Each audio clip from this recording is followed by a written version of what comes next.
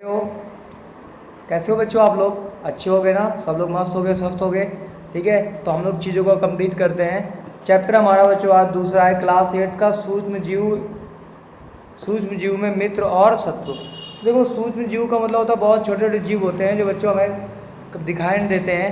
ठीक है, माइक्रोस्कोप से देखते हैं बच्चों हम लोग, लेकिन कुछ जीव ऐसे होते हैं जिनको हम दिखाई देते हैं और देखने की कोशिश भी करते हैं। ठीक है, तो इन्हीं को आज हम पूरा कंप्लीट करेंगे चैप्टर। ठीक है, और वीडियो को आप लोग लास्ट तक देखिएगा, और मैं अपना व्हाट्सएप नंबर भी देता हूँ ताकि आप मेरे से वो नोट्स ले सकते हैं, और आपको के लिए जो भी पढ़ाई के लिए जो भी आप करना चाहते हैं उस नोट्स के द्वारा लिखो, चाहे पढ़ो, चाहे फील करो, आपकी हेल्प हो जाएगी। ठीक है बच्चों, वो कह रहा है कि आपने आपने अपने आस पास के स्थानों पर पौधे एवं जंतुओं सहित अनेक सजीव देखे हैं, परंतु कुछ जीव ऐसे भी हैं जिन्हें हम बिना यंत्र की सहायता से केवल आंखों से नहीं देख सकते हैं। इन्हें सूक्ष्म जीव कहते हैं। जैसे उदाहरण के लिए, ठीक है, उदाहरण के लिए आपने देखा होगा कि वर्षा ऋतु में नम ब्रेड रोटी सड़ने लगती है तथा इसके सफ़ेद काले धब्बे से ढक जाते हैं। बोल रहा है इन धब्बों को आवर्धक लेंस की सहायता से देखिए। ठीक, आपको काले रंग के गोल सूक्ष्म सूचना दिखाई देती हैं। तो मतलब इसका मतलब समझो कि बेटा सूक्ष्म जीव का मतलब क्या होता है कि हम ऐसे ऐसे जीव होते हैं जिनको हम आंखों से नहीं देख सकते बेटा, सूक्ष्मदर्शी के द्वारा ही देखा जा सकता है चीज़ों को। तो आपने देखा होगा कि महसूस किया होगा कि सर हम कभी कभी चीज़ों को, जैसे हमारे दूध में भी जीवाणु पाए जाते हैं। ठीक है, रोटी, अब जब रोटी सड़ जाए तो उसमें बैक्टीरिया होते हैं, तो इनको हम सूक्ष्मदर्शी द्वारा ही देख सकते हैं। आगे दिया गया है, क्या आप जानते हैं, बोल रहा है क्या आप जानते हो इन संरचनाओं क्या हैं, ये कहाँ से आई हैं? तो आप सूक्ष्म जीव के बारे में हम क्रियाकलाप पूरा पढ़ेंगे। तो बोल रहा है क्रियाकलाप 1 दिया गया कि बगीचे अथवा मैदान से एक बीकर से थोड़ी सी गीली मिट्टी लीजिए, इसमें जल डालिए और मिट्टी के कण बैठ जाने के पश्चात जल की बूंद स्लाइड पर रखकर सूक्ष्मदर्शी की सहायता से इसका परीक्षण कीजिए, आप क्या देखते हैं। ठीक, अगला दिया, अरे यार ये क्या हो रहा है?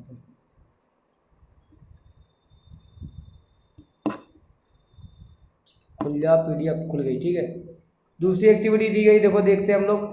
बोल रहा है एक तालाब पोखरण से जल की कुछ बूंदें लीजिएगा, कांच की स्लाइड पर फैलाकर सूक्ष्मदर्शी से इसका परीक्षण कीजिएगा। ये सभी आपको परीक्षण करने हैं। क्या आपको सूक्ष्म गति से दिखाई, बोल रहा है क्या आपको सूक्ष्म जीव दिखाई देते हैं कि नहीं दिखाई देते हैं? आपको बताना है इसको कि सूक्ष्म जीव दिखाई देते हैं कि नहीं दिखाई देते हैं। तो उससे पहले हम लोग देख लेते हैं, इन परीक्षणों से पता चलता है कि, पहले इसको हम थोड़ा छोटा कर लेते हैं। बोल रहा है इन प्रेक्षणों से पता चलता है कि मिट्टी एवं पानी में अनेक छोटे छोटे सूक्ष्म जीव जीवित उपस्थित होते हैं। मान लो हमने सूक्ष्मदर्शी द्वारा जब देखा तो हमें पता चला कि इनमें भी छोटे छोटे जीव होते हैं। सूक्ष्म जीव इतने छोटे होते हैं कि इन्हें बिना यंत्र की सहायता से नहीं देखा जा सकता है। इनमें से कुछ जैसे कि ब्रेड पर उगने वाले कवक और आवर्धक लेंस की सहायता से देखा जा सकता है, जबकि अन्य बिना सूक्ष्मदर्शी की सहायता से नहीं देखे जा सकते हैं। इन्हें ही सूक्ष्म जीव कहते हैं, जिन्हें सूक्ष्मदर्शी की सहायता से देखा जाए। ठीक है, उन्हें सूक्ष्म जीव ही कहेंगे। अब ऐसे नहीं आपने ऐसे देख लो, देखो मिट्टी, वो देखो चींटी जा रही, ये सूक्ष्म जीव थोड़ी आपको दिखाई दे रही है ना।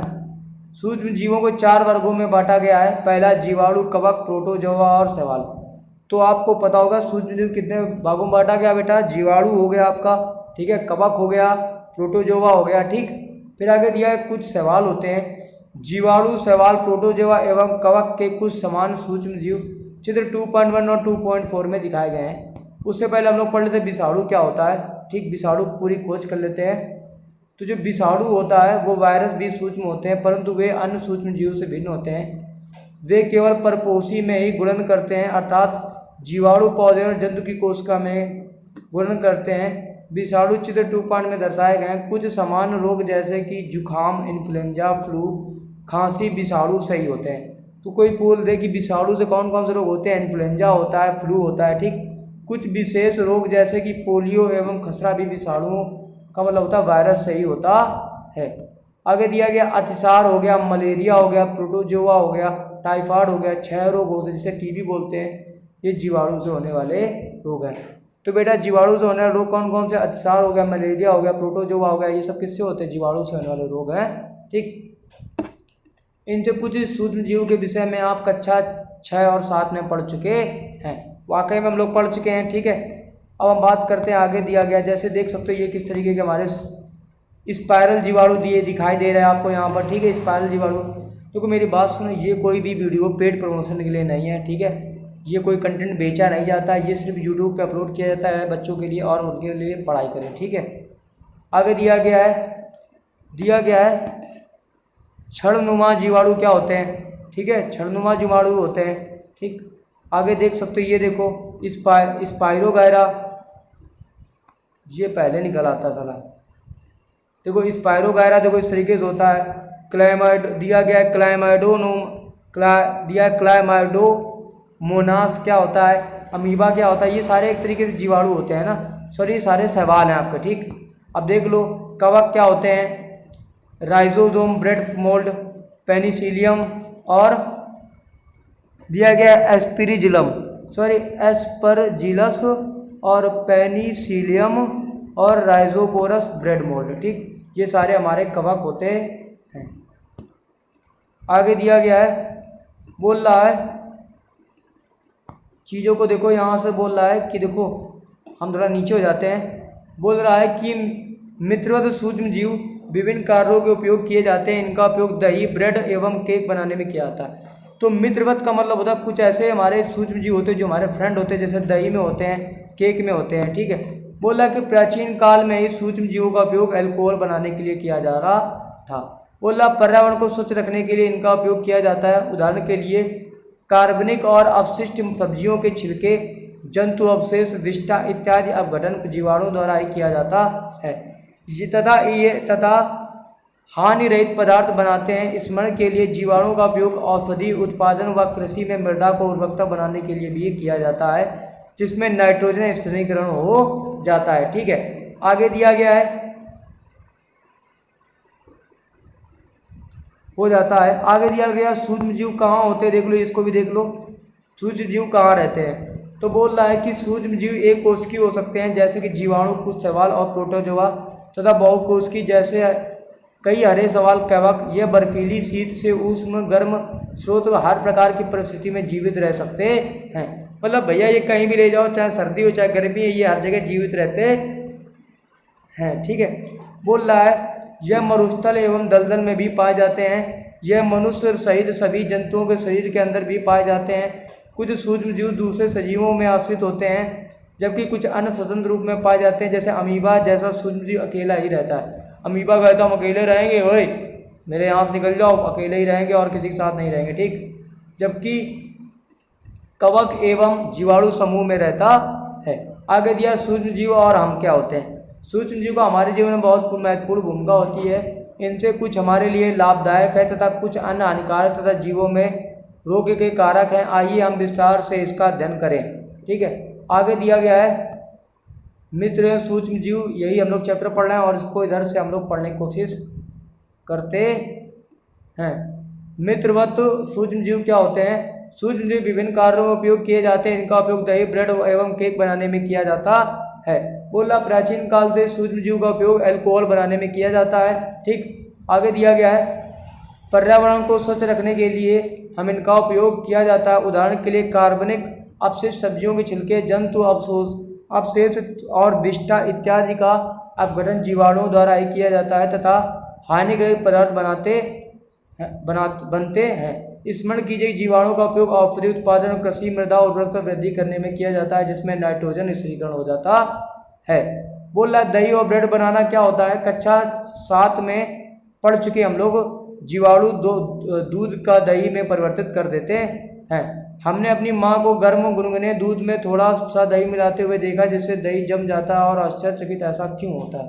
ठीक, बोल रहा दही में अनेक सूक्ष्म जीव पाए जाते हैं। ठीक, जिसमें लैक्टोबैसिलस नामक जीवाणु प्रमुख होते हैं। कोई पूछे कि दही में कौन से जीवाणु होते हैं, तो दही में लैक्टोबैसिलस नामक जीवाणु प्रमुख होते हैं, जो दूध को दही में परिवर्तित कर देता है। वह दूध में जनन कर से दही में परिवर्तित कर देते हैं। जीवाणु पनीर, चीज, अचार, अनेक खाद्य पदार्थों का उत्पादन सहायक होता है। रवा, सूजी, इडली तथा भटूरे का महत्वपूर्ण संगठन दही है। क्या आप अनुमान लगा सकते हैं कि ऐसा क्यों होता है कि जीवाणु एवं यीस्ट चावल के आटे का किण्वन सहायता होती है, जिससे इडली और डोसा बनाता है। बिना यार बिना जीवाणु के जो अच्छे जीवाणु होते हैं वो इडली भी फूलती है, डोसा भी होता है, ठीक है, और ब्रेड भी होती है, सब ऐसे ही बनता है। बोल रहा है क्रियाकलाप कीजिएगा, बर्तन में एक आधा किलोग्राम आटा और मैदा लेकर उसमें थोड़ा सा चीनी डालकर गर्म जल में मिलाइए। तो देखते हो वो भी एक जीवाणु के द्वारा ही ऐसा ही उसमें होता है, जैसे पानी के बतासे बनाते हो आप, ठीक है, मैदे से, ठीक है। बोल रहा है इसमें थोड़ी मात्रा में चुटकी ईस्ट पाउडर डालकर गूंथ लीजिए। आप 2 घंटे बाद देखते हैं कि आप गूंथे हुए मैदे को उठा हुआ फूला हुआ पाया जाता है। ईस्ट पाउडर के साथ ये मैदा होता है। बोला खमीर द्वारा उठी हुई मैदा है ना, खमीर एक ईस्ट जो होते हैं पदार्थ जीवाणु होते हैं उसके द्वारा मैदा को उठा दिया जाता है। बोला ईस्ट तीव्रता से जनन करके श्वसन के दौरान कार्बन डाइऑक्साइड उत्पादित करते हैं। गैस के बुलबुले खमीर वाले मैदे का आयतन बढ़ा देता है और यह बेकिंग उद्योग में ईस्ट के उपयोग का आधार, इसमें ब्रेड और पेस्ट्री और केक बनाए जाते हैं।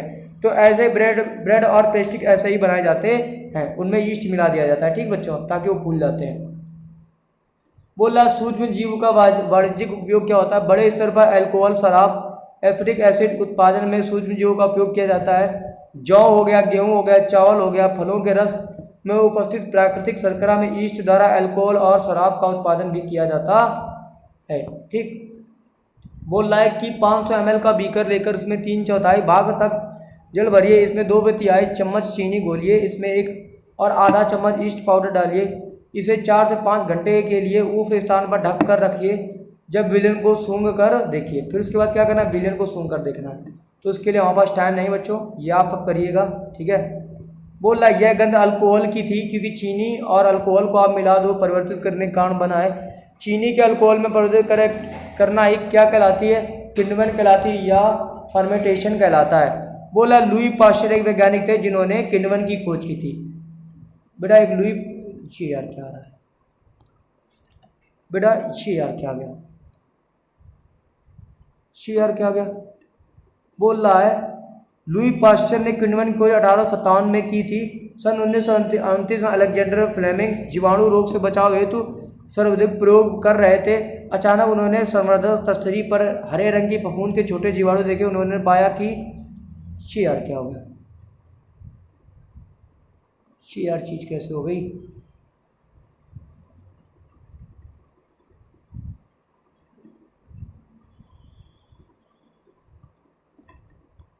ठीक,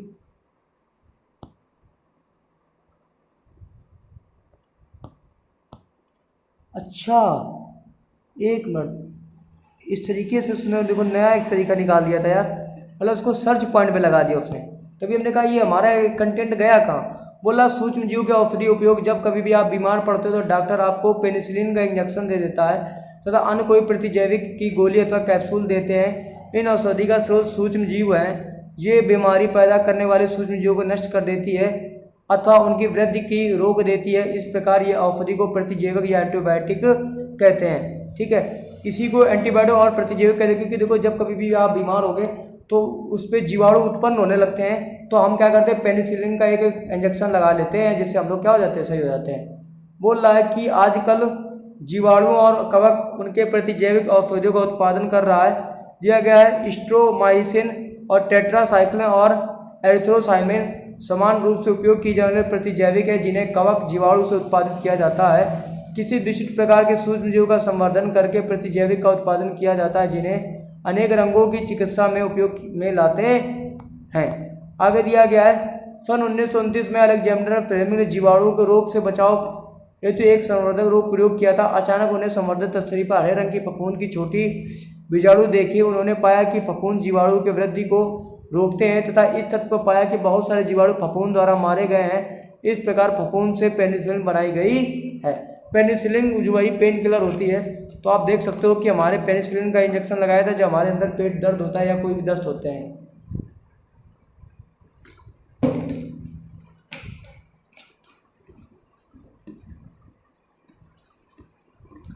आगे दिया गया है पशु आहार एवं, देखो बेटा कितने हो गए, 14 मिनट हो गए। पशु आहार एवं कुक्कुट आहार में प्रतिजैविक मिलाए जाते हैं जिससे उपयोग पशुओं में सूक्ष्म जीव संरचना को संचरण को रोका जाता है। प्रतिजैविक का उपयोग कुछ पौधों के रोग नियंत्रण के लिए भी किया जाता है, ठीक है। आगे दिया गया है,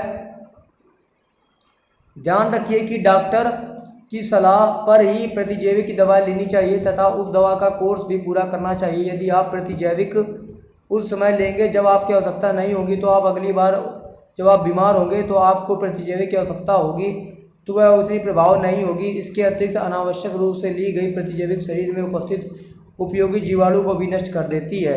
जैसे सर्दी जुकाम फ्लू में प्रतिजैविक प्रभावशाली नहीं है, क्योंकि यह रोग विषाणु द्वारा ही होते हैं। तो सर्दी जुकाम ये सब किसके द्वारा होता है? विषाणु द्वारा ही होता है। आगे दिया गया है, वैक्सीन क्या होता है? वैक्सीन का टीका देख लो बच्चों क्या होता है।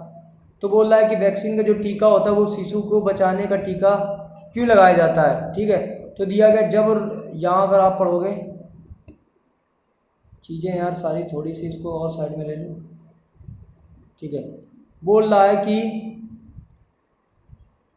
जब रोग कारक सूक्ष्मजीव हमारे शरीर में प्रवेश करते हैं तो उनसे लड़ने के लिए हमारा शरीर प्रतिरक्षी उत्पन्न करता है। शरीर को यह भी स्मरण रहता है कि यह वही सूक्ष्मजीव अगर हमारे शरीर में पुनः प्रवेश करता है तो उसमें किस प्रकार लड़ा जाए। अतः यह मृदा अथवा उसकी निष्क्रिय सूक्ष्म जीवों को स्वस्थ व्यक्ति के शरीर में प्रविष्ट कराया जाए, ताकि तो शरीर की कोशिकाएं उसी अनुसार लड़ने की प्रतिरक्षा उत्पन्न करने में रोग कारक को नष्ट कर देती हैं। ठीक है, यह प्रतिरक्षी हमारे शरीर हमारे देखो, अरे यार ये इधर आ गया, हमारे शरीर, अरे यार हमारे शरीर में सदा के लिए बनी रहती हैं तथा रोग कारक सूक्ष्मजीव से हमारी सदा के लिए सुरक्षा होती है। इस प्रकार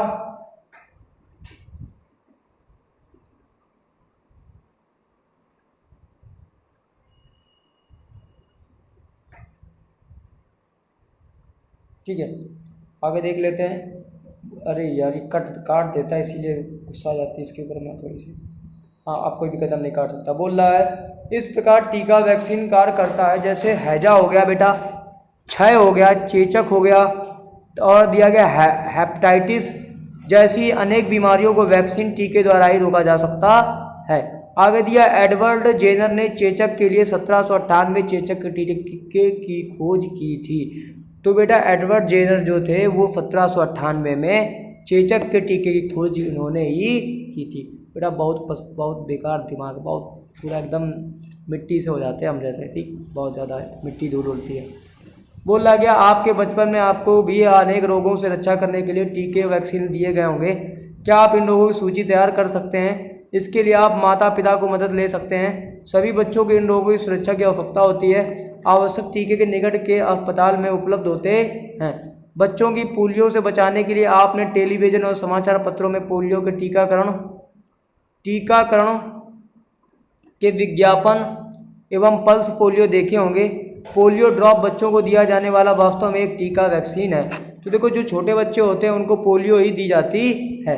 चेचक के विरुद्ध दिया गया विश्वव्यापी अभियान चलाया गया है, जिसके परिणामस्वरूप विश्व में अधिकांश भागों में चेचक का उन्मूलन हो गया। अभी भी चेचक का उन्मूलन हो गया है, बहुत सी जगह है जो हर जगह लगाया गया है। आजकल सूक्ष्मजीवों से टीकों का उत्पादन बड़े स्तर पर किया जाता है, जिसे मनुष्य एवं अनेक जंतुओं के अनेक रोगों से बचाया जाता है। ठीक, अब देखो मिट्टी की उर्वरकता क्या होती है, उसकी कैसे वृद्धि कर सकते हैं। कुछ जीवाणु जैसे नीले हरे शैवाल, ठीक, वायुमंडलीय नाइट्रोजन का स्थिरीकरण कर सकते हैं। इस प्रकार मृदा में नाइट्रोजन का संवर्धन होता है तथा उसकी उर्वरकता में वृद्धि होती है। इन्हें सामान्यतः जैविक नाइट्रोजन स्थिरीकारक कहते हैं। आगे दिया गया बहुत बड़ा चैप्टर देख सकते हो बेटा, ये देख सकते हो नाइट्रोजन स्थिरीकरण किस तरीके से हो रहा है, देख सकते हो बेटा, है ना। ये डायग्राम देख सकते हो नाइट्रोजन स्थिरीकरण का, देख सकते हो। फिर इसके बाद एक ये ठीक, अगर आप डायग्राम देख सकते हो, ये नाइट्रोजन स्थिरीकरण का साइनोबैक्टीरिया एक नीले हरे शैवाल। ठीक, तो इस तरीके से आप देख सकते हो। टाइम बेटा कितना हो गया है? 9 बज गया बच्चों, 9 बज गया यार। ठीक, लेकिन हमारा चैप्टर अभी पूरा फिनिश नहीं हुआ है। चलो फिनिश हो जाएगा। अरे यार चैप्टर बहुत बड़ा है, लेकिन हमें लग रहा है ख़त्म नहीं हो पाएगा, बहुत टाइम लगेगा इसको पढ़ाने में। लेकिन हम लोग पूरा चैप्टर ख़त्म करके जाएंगे इसको, और बहुत बड़ा चैप्टर है। चलो दिया गया है पर्यावरण का शुद्धिकरण किस प्रकार हम लोग कर सकते हैं।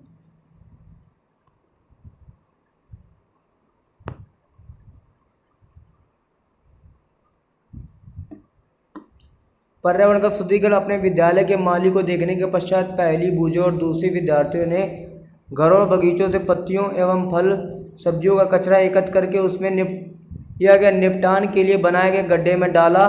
कुछ समय बाद इसके विघटन होने से हमें यह खाद में परिवर्तित हो गया। पहली बूझो जानना चाहते हैं कि यह किस प्रकार हो सकता है।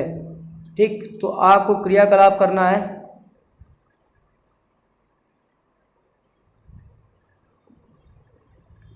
बोल रहा है कि 2 गमले लेकर प्रत्येक मिट्टी से आधा भर दीजिएगा और ए और बी में चिन्हित कीजिएगा। एक गमले में पौधे का कचरा भर दीजिएगा तथा दूसरे गमले में पॉलीथीन की थैली, कांच को खाली बोतल और प्लास्टिक के टूटे खिलौने के इत्यादि में भर दीजिएगा। ठीक, और उनका 3 से 4 के दिन बाद उनके बाद परीक्षण करना आपको। बोल रहा है क्या आपको दोनों गमलों की वस्तुओं में कोई अंतर दिखाई दे रहा है? यदि एक अंतर परिलक्षित होता है तो देखेंगे गमला ए पादप अपशिष्ट का विघटन हो गया है। यह कैसे हुआ? सूक्ष्म जीवों द्वारा पादप अपशिष्ट का अपघटन कर उसे खाद में बदल दिया गया है। इस प्रक्रिया में बने पोषक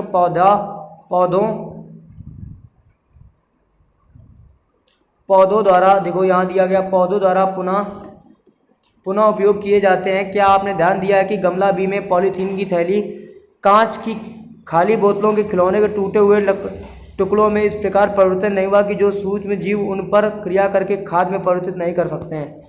आप अक्सर बड़ी मात्रा में मृत जीवों को सड़ते हुए पादप व कभी कभी सड़ते हुए जंतुओं के रूप में देखते हैं। आप देखते हैं कि कुछ समय बाद वह विलुप्त हो जाते हैं। इसका मुख्य कारण होता है कि सूक्ष्म जीव मृदा जैविक अपशिष्ट को अपघटन करके उन्हें सरल पदार्थों में परिवर्तित कर देते हैं। यह पदार्थ अन्य पौधों के और जंतुओं द्वारा पुनः उपयोग में कर लिए जाते हैं। इस प्रकार हानिकारक एवं दुर्गंध युक्त पदार्थों का निम्नीकरण करने के लिए हम सूक्ष्म जीवों का उपयोग करके पर्यावरण को शुद्धिकरण कर सकते हैं। आगे दिया गया हानिकारक और सूक्ष्म जीव क्या होते हैं। सूक्ष्म जीव अनेक प्रकार के हानिकारक हैं। कुछ सूक्ष्म जीव मनुष्य, जंतुओं एवं पौधों में रोग उत्पन्न करते हैं। रोग उत्पन्न करने वाले सूक्ष्म जीवों को रोगाणु अथवा रोगजनक कहते हैं। ठीक, कुछ सूक्ष्म जीव भोजन और कपड़े एवं चमड़े और वस्तुओं को प्रदूषित कर देते हैं। बोला आइए देखते हैं, आइए उनकी हानिकारक गतिविधियों के विषय में और अधिक जानकारी करते हैं। बोला मनुष्य में रोगकारक सूक्ष्म जीव क्या होते हैं। मनुष्य में रोग उत्पन्न करने वाले सूक्ष्म जीव सांस द्वारा, पेय जल द्वारा, भोजन द्वारा हमारे शरीर में प्रवेश करते हैं और संक्रमित व्यक्ति और जंतु के सीधे संपर्क में आने पर रोग का संचरण हो सकता है। सूक्ष्म जीव द्वारा होने वाले ऐसे रोग जो एक संक्रमित व्यक्ति से स्वस्थ व्यक्ति में वायु, जल, भोजन अथवा कायिक संपर्कों द्वारा फैलते हैं। आगे दिया गया है संचरणीय रोग कहलाते हैं। इस प्रकार के रोगों के कुछ उदाहरण जैसे हैजा, सामान्य सर्दी, जुकाम, चिकन पॉक्स एवं क्षय रोग। बोल रहा है जब कोई जुकाम से पीड़ित व्यक्ति छींकता है तो सूक्ष्म बूंदों के साथ हजारों रोग कारक वायरस, विषाणु भी वायु में आ जाते हैं। यह वायरस सांस के लिए जाने वाले वायु के साथ शरीर में प्रवेश कर जाते हैं। आगे दिया गया है तब आप संचरणीय रोग का फैलाव किस प्रकार रोक सकते हैं। बोला आप संचरणीय रोगों का फैलाव किस प्रकार रोक सकते हैं। अगला दिया गया हम छींकते समय अपने मुंह पर एक नाक एवं एक रुमाल रखना चाहिए। अच्छा तो यही है कि संक्रमित व्यक्ति से पर्याप्त दूरी रखें। बोला जब आपको छींक आए तो आपको रुमाल का यूज करना चाहिए, है ना बच्चों। फिर आगे दिया गया है कुछ कीट एवं जंतु ऐसे भी होते हैं जो रोग कारक सूक्ष्म जीवों में रोग वाहक का कार्य करते हैं। घरेलू मक्खी इसका एक उदाहरण होता है। मक्खी कूड़े और जंतु अपशिष्ट पर बैठती है, रोगाणु उसके शरीर में चिपक जाते हैं। जब मक्खी बिना ढके भोजन पर बैठती है तो रोगाणु स्थानांतरण संभव हो जाता है। जब भी व्यक्ति ऐसा संदूषित भोजन करेगा तो उसके बीमार पड़ने की संभावना होती है। अतः यह सलाह दी जाती है कि भोजन को सदा ढक कर रखा जाए। ठीक, बिना ढके भोजन को खाने को बचना चाहिए। जैसे मादा एनफ्लूएंजा जो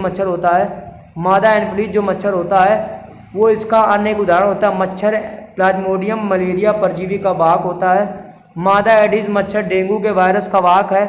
हम मलेरिया अथवा डेंगू को नियंत्रण किस प्रकार कर सकते हैं। तो देखो ये एक मच्छर होता है, मादा एनफ्लूएंजा मच्छर होती है जिसके काटने से डेंगू फैलता है बच्चों। ठीक, 24 मिनट हो गए हम लोग को पढ़ते और हम लोग का टाइम हो गया रात के 9:30 बज गए।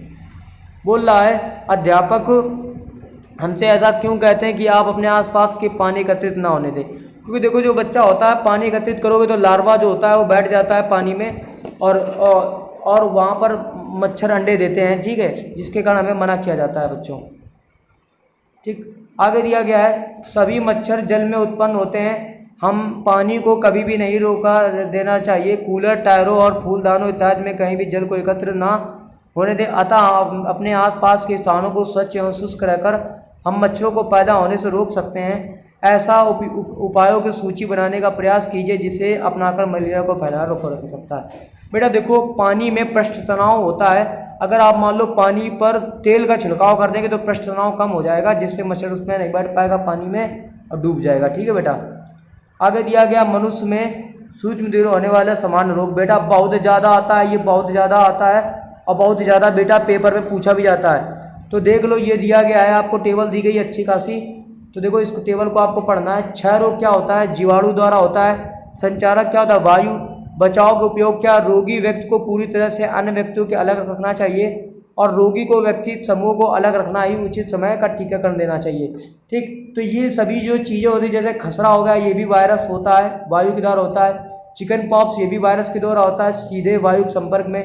पोलियो भी वायरस के द्वारा होता है, वायु और जल के द्वारा। ठीक, तो क्षय रोग, खसरा और चिकन पॉक्स, खसरा और क्षय रोग जो होते हैं ये जीवाणु और वायरस, सभी जो क्षय रोग होता है वो जीवाणु द्वारा होता है, खसरा वायरस द्वारा होता है, चिकन पॉक्स वायरस द्वारा होता है, पोलियो भी वायरस द्वारा बच्चों ही होता है। आगे दिया गया हैजा किसके द्वारा होता है? तो हैजा बच्चों जीवाणु द्वारा होता है और किसमें होता है? जल और भोजन में। ठीक, टाइफाइड भी जीवाणु द्वारा होता है, जल में।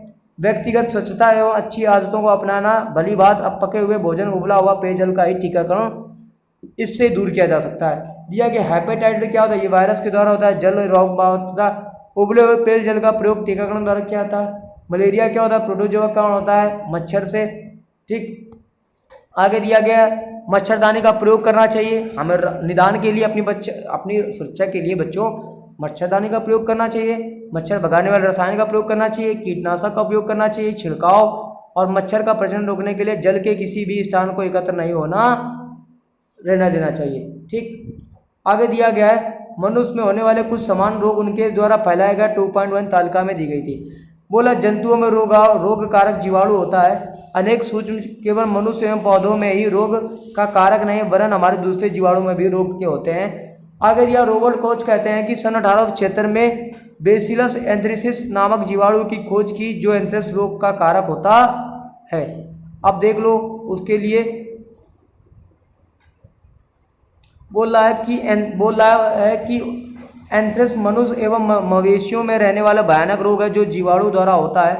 गाय में खुर एवं मुंह का रोग वायरस द्वारा होता है। बोल रहा पौधों में रोग उत्पन्न करने वाले सूक्ष्म जीव कुछ होते हैं, तो बोल रहा है कि अनेक सूक्ष्म जीव गेहूं जैसे चावल, आलू, गन्ना, संतरा, सेब इत्यादि पौधों में रोग के कारक होते हैं। रोग के कारक फसल की उपज की कमी आ जाती है। ठीक, तालिका 2.2 में कुछ उत्पादक रोग दर्शाए गए हैं, उनका देखना है। तो देख लो ये तालिका 2.2 है, अब ये इसमें आ जाते हैं। तो बोल रहा है सूक्ष्म जीव द्वारा पौधों में होने वाले कुछ समान रोग। तो नींबू कैंकर क्या होता है? ये सूक्ष्म जीवाणु द्वारा होता है, संचरण वायु द्वारा फैलता है।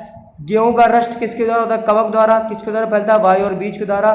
भिंडी की पीत किसके द्वारा होती है? वायरस के द्वारा होती है। किसके द्वारा फैलती है? कीट के द्वारा। ठीक है बच्चों, आगे दिया गया है खाद विषाक्तता क्या होती है? फूड पॉइजनिंग क्या होती है? बूझो के एक मित्र ने उसे पार्टी में आमंत्रित किया, वहां अनेक प्रकार के व्यंजन खाया। घर आने पर उसने वमन कर दी, उल्टी होने लगी और उसे अस्पताल ले गया। डॉक्टर ने बताया कि खाद विषाक्तता के कारण होने वाली स्थिति है, क्योंकि उसने क्या कर लिया? बहुत ज़्यादा खाना कर लिया और उसमें थोड़े से कीटाणु होंगे। पहली को आश्चर्य हुआ कि भोजन विष कैसे बना सकता है। सूक्ष्म जीव द्वारा संदूषित भोजन करने में खाद विषाक्तता हो सकता है। हमारे भोजन में उत्पन्न होने वाले सूक्ष्म जीव कभी कभी विषैले पदार्थ उत्पन्न होते हैं, यह भोजन को विषाक्तता बना सकते हैं, जिसके सेवन से व्यक्ति भयंकर रूप से रोगी हो सकता है अथवा कभी कभी उसकी क्या हो जाती है? कभी कभी उसकी मृत्यु भी हो जाती है। क्या हो जाती है? मृत्यु भी हो सकती है। ठीक है, मृत्यु भी हो सकती है और भोजन को संदूषित होने से बचाएं। बोल रहा है अगला दिया गया खाद्य परीक्षण क्या होता है बच्चों? देखो खाद्य परीक्षण का मतलब होता है एक में हमने खाद्य बीजों का परीक्षण एवं भंडारण के उपयोग के विषय में पढ़ा था। हम पके हुए भोजन को घर में परीक्षण किस प्रकार कर सकते हैं। आप जानते हैं कि खुले हुए नम स्थान पर रखी ब्रेड पर कवक आक्रमण कर देता है। सूक्ष्म जीव हमारे भोजन को संदूषित कर देते हैं। संदूषित भोजन से दुर्गंध आने लगती है, इसका स्वाद भी खराब हो जाता है तथा रंग के रूप में भी परिवर्तित आ जाता है। क्या भोजन को संदूषित बोला क्या भोजन को संदूषण एक रासायनिक अभिक्रिया है। बोले पहली ने कुछ आम खरीदे परंतु कई दिनों तक वह उन्हें नहीं खा पाई।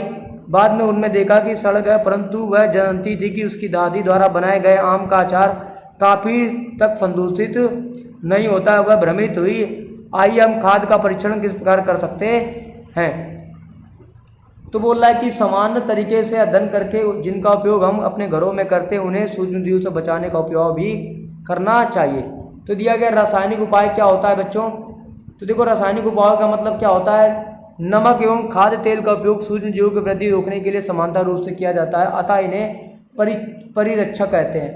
देखो नमक और खाद्य तेल का उपयोग, ठीक, इसका उपयोग कर सकते हैं हम नमक अथवा खाद्य अम्ल का प्रयोग अचार बनाने में करते हैं जिसमें सूक्ष्मजीवों में वृद्धि नहीं होती है। सोडियम बेंजोएट तथा सोडियम मेटाबाइसल्फाइड समान परीक्षक है। जैम और स्क्वैश बनाने में रासायनिक उपयोग में इन्हें संदूषित भी किया जाता है। नमक द्वारा परीक्षण किस प्रकार कर सकते हैं। समानता नमक का उपयोग मांस एवं मछली के परीक्षण के लिए काफ़ी लंबे अरसे से किया जा रहा है। जीवाणु के वृद्धि की रोकने के लिए मांस तथा मछली को सूखे नमक से ढक देते हैं।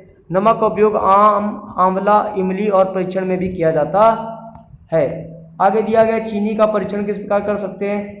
जैम, जेली, स्क्वैश का परीक्षण चीनी द्वारा किया जाता है। चीनी के प्रयोग से खाद्य पदार्थों की नमी में कमी आती है जो संदूषण करने वाले जीवाणु की वृद्धि को नियंत्रित करता है। आगे दिया तेल और सिरके का परीक्षण किस प्रकार कर सकते हो।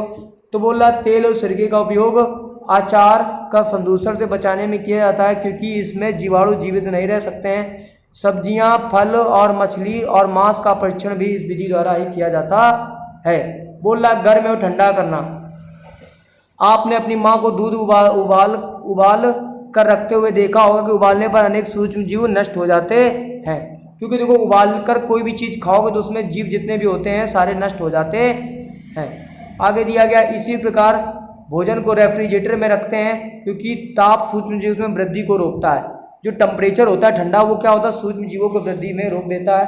नहीं तो आप किसी भी सब्जी को बनाकर खुले में रख दो तो उसमें देखना वो सड़न पैदा हो जाती है। ठीक बच्चों, आगे दिया गया है थैलियों में आने वाला दूध संदूषित क्यों नहीं होता है। मेरी माँ ने बताया कि यह दूध पाश्चीकृत और पाश्चीकरण का ही कारण पाश्चीकृत होता है। और पाश्चीकरण क्या होता है। बोल रहा पाश्चीकृत को दूध को बिना उबालते इस्तेमाल किया जा सकता है क्योंकि यह सूक्ष्म जीवों से मुक्त होता है। इसके लिए 70 डिग्री से 15 से 30 सेकंड के लिए गर्म करते हैं, फिर एकाएक ठंडा कर उसका भंडारण कर लेते हैं। ऐसा करने में सूक्ष्म जीवों की वृद्धि रुक जाती है। यह प्रक्रिया खोज लुई पाश्चर ने नामक वैज्ञानिक ने की थी, इसलिए इसे लुई पाश्चीकरण भी कहते हैं।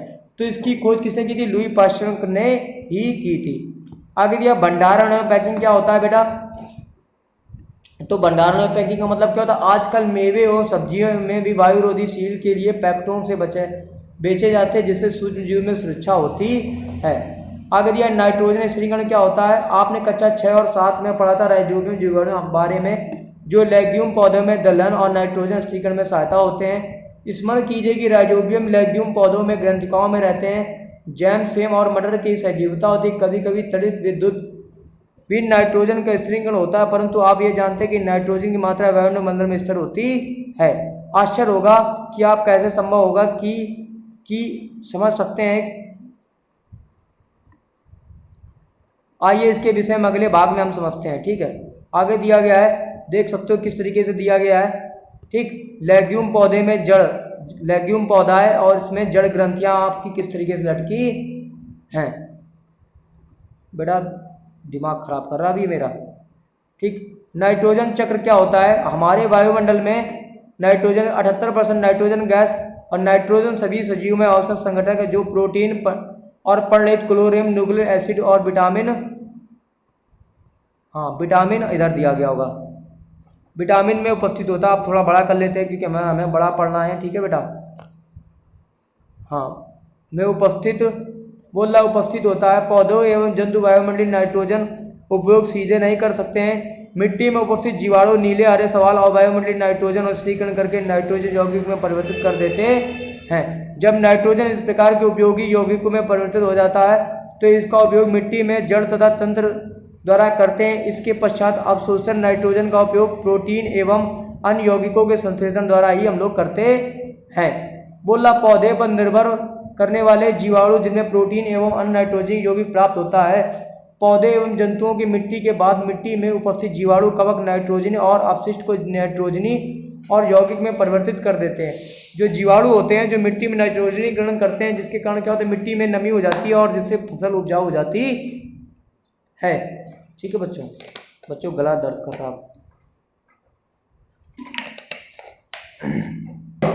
बेटा आप लोग एक दिन में 6, 7, 8 की कंप्लीट करते हैं और एक दिन में 3rd, 4th, 5th की ईवीएस कंप्लीट करते हैं ना। तो 3 दिन वीडियो हम लोग अल्टरनेट कंप्लीट कर लेते हैं ना। इससे ये होता है कि आपका फ़ायदा होता है ना। आपको देखो हर लेक्चर मिल रहा है ना वीडियो, तो आप भी ऐसे करिएगा। बोला जो पौधे द्वारा पुनः उपयोग में होता है, कुछ विशिष्ट जीवाणु नाइट्रोजन यौगिक और नाइट्रोजन गैस में परिवर्तित कर देते हैं जो वायुमंडल में चली जाती है। परिणाम ताप वायुमंडल में नाइट्रोजन की मात्रा लगभग स्थिर रहती है। तो देखो नाइट्रोजन का जो स्थिरीकरण पूरा स्थिर रहती है। देख सकते हो नाइट्रोजन ये किस तरीके से आपका दिया गया, नाइट्रोजन चक्र बेटा दिया गया है मिट्टी में उपस्थित, है ना। तो ये आपको बेटा नाइट्रोजन चक्र दिया गया है कि मिट्टी में उपस्थित नाइट्रोजन के यौगिक पौधे में अवशोषण करते हैं, जंतुओं को पौधा को खाना बनाते हैं और उत्सर्जन एवं जीवों में मृत्यु और उत्पन्न नाइट्रोजन को स्थिरीकरण करते हैं, सब कुछ करते हैं। तो ये एक दूसरे से मिले होते हैं। मिट्टी के उपस्थित नाइट्रोजन का यौगिक क्या होता है, जीवाणु द्वारा नाइट्रोजन यौगिक का गैसीय नाइट्रोजन परिवर्तित करते हैं। उसके बाद ये वायुमंडलीय नाइट्रोजन बनाते हैं। उसके बाद ये तड़ित द्वारा नाइट्रोजन स्थिरीकरण करते हैं। उसके बाद ये वायुमंडलीय नाइट्रोजन का जीवाणु में नीले और हरे सवाल का स्थिरीकरण करते हैं। आगे दिया जीवाणु द्वारा स्थित और नाइट्रोजन का यौगिक में परिवर्तित कर देते हैं। फिर से मिट्टी में उपस्थित नाइट्रोजन का यौगिक बना देते हैं। ठीक बेटा चैप्टर कंप्लीट कर लिया। उसके बाद हमने पढ़ना है हमने क्या सीखा है। तो उसके लिए आपको सिंपल सा कुछ नहीं करना है। हमने सीखा है कि सूक्ष्म जीव अत्यंत छोटे होते हैं, इन्हें बिना यंत्र की सहायता से हम अकेले आंखों से नहीं देखे जा सकते हैं। ये बर्फीले शीत मौसम में उफ्र झरनों की तथा मरुस्थल से दलदल तथा हर प्रकार के पर्यावरण में जीवित रहते हैं। सूक्ष्म जीव वायु, जल, मिट्टी, पौधा, जंतुओं के शरीर में भी पाए जाते हैं। ये एक कोशिकीय और बहुकोशिकीय भी होते हैं। जीवाणु, कवक, प्रोटोजोआ कुछ शैवाल सूक्ष्म जीवों के अंतर्गत आते हैं। विषाणु इनसे अलग है लेकिन फिर भी इसी वर्ग में सम्मिलित हो जाते हैं। विषाणु केवल परपोषी जैसे जीवाणु, पादप एवं जंतु एवं गुणन करते हैं। कुछ सूक्ष्म जीव औषधि एवं अल्कोहल के वाणिज्यिक उत्पादन में भी उपयोगी होते हैं। बोल रहा है कुछ सूक्ष्म जीव जैविक कचरे जैसे मृत पौधे एवं जंतु अपशिष्ट को अपघटित कर सरल पदार्थों में परिवर्तित कर देते हैं तथा वातावरण को स्वच्छ बनाते हैं। प्रोटोजोआ अतिसार तथा मलेरिया जैसे रोग उत्पन्न करते हैं। कुछ सूक्ष्मजीव हमारे भोजन का विषाक्त कर देते हैं और कुछ सूक्ष्मजीव लेग्यूम पौधों के जड़ों तथा ग्रंथियों में पाए जाते हैं जो वायुमंडलीय नाइट्रोजन कण के मिट्टी में स्थिरीकरण कर देते हैं जिससे मिट्टी की उर्वरकता में वृद्धि हो जाती है।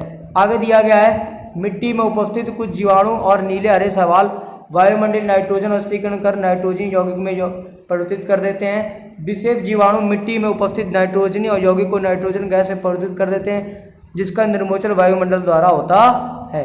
तो बच्चों ये आपकी एक्सरसाइज कुछ दी गई होगी, आप एक्सरसाइज कंप्लीट कर लीजिएगा। ठीक है, मैं आपको दिखा नहीं सकता लेकिन आपको अगर मेरी पीडीएफ चाहिए तो आप मेरे को इसकी पीडीएफ चाहिए। एक्सरसाइज देखो मैं नहीं करवाता, मैं सीधे सिर्फ टॉपिक वाइज पढ़ाता हूँ चीज़ों को। एक्सरसाइज कंप्लीट करना तो उसकी वीडियो अलग से आएगी, उसकी वीडियो बिल्कुल अलग से एक एक चीज़ें अलग से आएंगी। ठीक है, मेरा व्हाट्सअप नंबर है 7376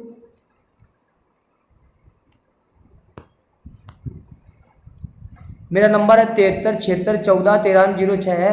अगर चाहो तो इस व्हाट्सएप नंबर से मेरी पीडीएफ ले सकते हो। नो पेड, इसकी कोई भी पीडीएफ आपको पेड प्रमोशन नहीं दी जाएगी।